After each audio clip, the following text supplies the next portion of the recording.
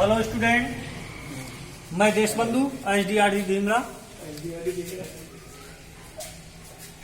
आज मैं आपको इटली के एकीकरण के विषय में बताने जा रहा हूं।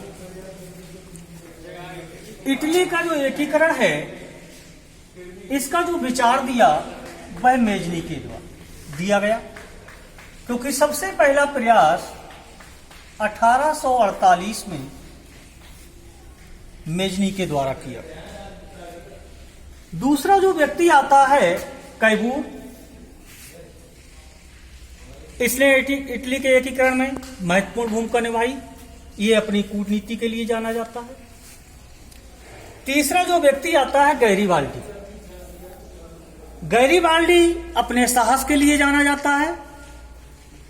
और जो सबसे प्रमुख है विक्टर एनेमुअल, जो अंत में इटली के एकीकरण को जिसने पूर्ण किया, वह अपनी दूरदर्शिता के लिए जाना जाता है।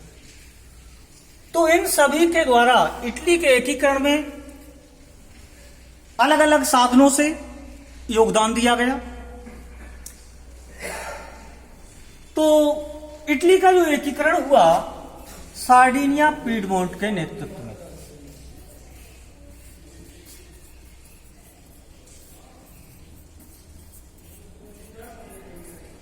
और यहां का जो शासक था विक्टर एनेमुअल।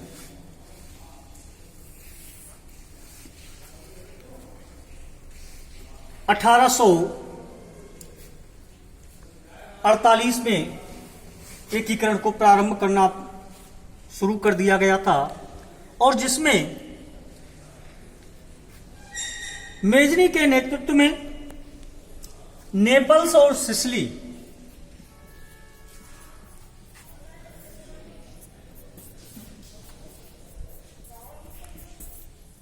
में विद्रोह हुए। और इन विद्रोहों को सफल बनाने के लिए मेजनी के द्वारा भरकस प्रयास किया गया, लेकिन वह असफल हो गए। उसके बाद जब कैबूर 1848 में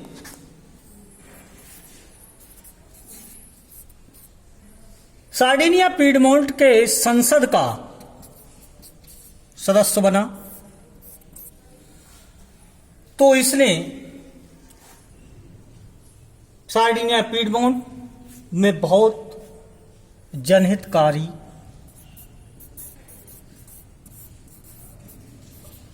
कार्य करवाने में सफलता प्राप्त की। वहीं से यह प्रसिद्ध हो गया, और इसकी प्रसिद्धि से प्रभावित होकर ये कई बार, यानी 1850 में कृषि और वाणिज्य मंत्री रहा, 1851 में यह अर्थ मंत्री भी बना, और इसकी प्रतिभा से खुश होकर विक्टर एनेमुअल ने कैबूर को 1852 में सार्डिनिया पीडमोंट का प्रधानमंत्री बनाया। और जब यह प्रधानमंत्री बना, तो इसने इटली के एकीकरण का कार्य प्रारंभ कर दिया। और इसके लिए, क्योंकि उसके यह अनुभव था, उसने सोचा कि अगर इटली का एकीकरण करना है, तो इसके लिए सबसे पहले सार्डिनिया पीडमोंट को शक्तिशाली बनाना होगा। और इसने सार्डिनिया पीडमोंट की स्थिति को सुदृढ़ करने के लिए प्रयास प्रारंभ कर दिया। इटली के एकीकरण में जो सबसे प्रमुख शत्रु माना जाता है वह ऑस्ट्रिया, क्योंकि ऑस्ट्रिया को पराजित किए बिना इटली का एकीकरण सफल नहीं हो सकता था। इसलिए कैबूर ने अपनी कूटनीति के आधार पर क्रीमिया के युद्ध में भाग लिया,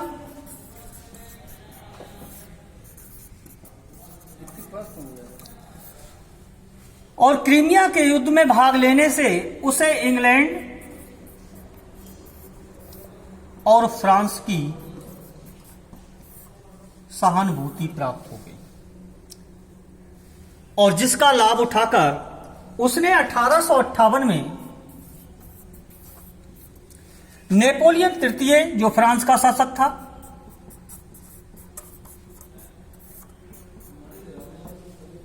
इसके साथ एक संधि की जिसे प्लोम्बियर्स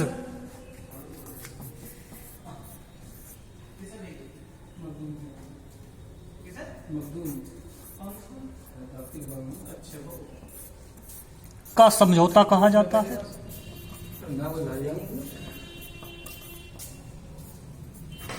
और इस समझौते के आधार पर उसने ऑस्ट्रिया को लॉम्बार्डी और वेनेशिया से निकालने के लिए सार्डिनिया को सैनिक सहायता देने का वचन दिया।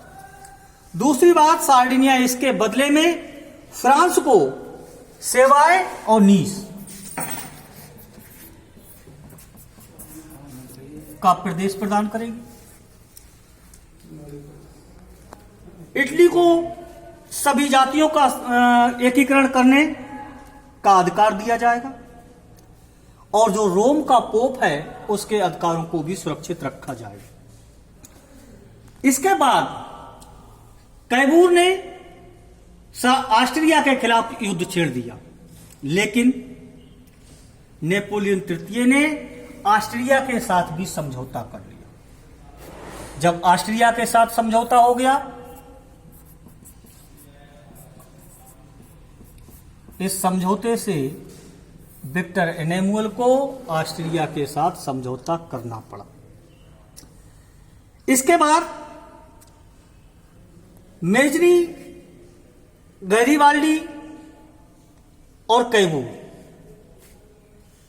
इन्होंने सिसिली और नेपल्स के विद्रोह का लाभ उठाया और गैरीबाल्डी ने अपनी सैनिक सहायता से, यानी इसका एक स्वयंसेवी संगठन था जिसे लाल कुर्ती के नाम से जाना जाता है,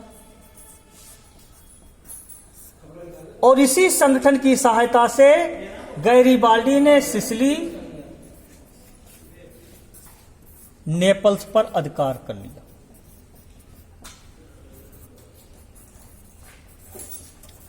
लेकिन कैमूर गैरीबाल्डी से खुश नहीं था। वह सोच रहा था कि कहीं गैरीबाल्डी इटली पर अपना अधिकार ना कर। तो इस सब के कारण, और दूसरी बात, जो पोप था उसके राज्य अम्ब्रिया और मर्चेज पर भी अधिकार गैरीबाल्डी के द्वारा कर लिया गया। कैमूर ने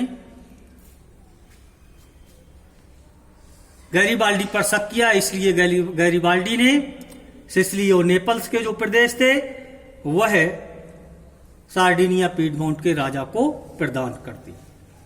इसके बाद इटली के जो अन्य राज्य थे, परमा, मैडोना, टक्सनी,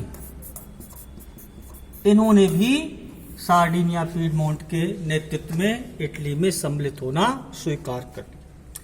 अब सिर्फ दो प्रदेश बचे थे, एक तो टक्सनी, एक वेनेशिया और दूसरा रोम। इसके लिए प्राप्त करना था और ये ऑस्ट्रिया को पराजित किए बिना प्राप्त नहीं कर सकते थे। इसलिए विक्टर एनेमुअल ने 1866 ईस्वी में ऑस्ट्रिया के साथ युद्ध किया।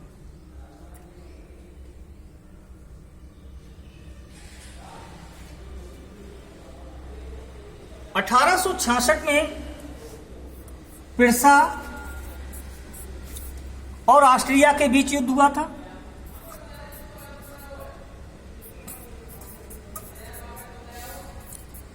और इसी युद्ध का लाभ विक्टर एनेमुअल के द्वारा उठाया गया और विक्टर एनेमुअल ने 1866 में ही क्या किया कि रोम और उस पर अधिकार करने का प्रयास प्रारंभ कर दिया।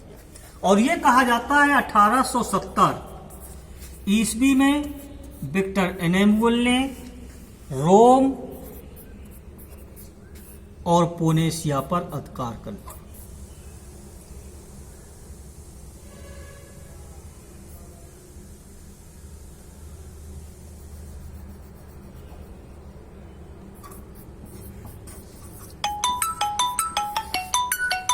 इसके